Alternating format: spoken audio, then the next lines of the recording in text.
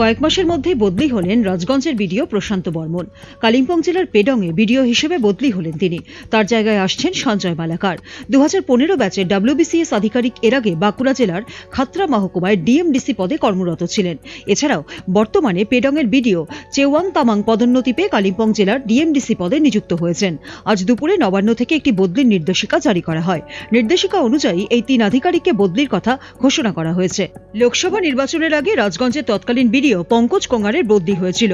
দায়িত্ব দিয়ে পাঠানো হয়েছিল সাবেক কালচিনির বিতর্কিত বিডিও প্রশান্ত বর্মনকে। মাত্র কয়েক মাসের ব্যবধানে তাঁকেও এই পদ থেকে সরিয়ে দেওয়া হলো। রাজগঞ্জ থেকে মিঠুন ভট্টাচার্যের রিপোর্ট, উত্তরবঙ্গ সংবাদ।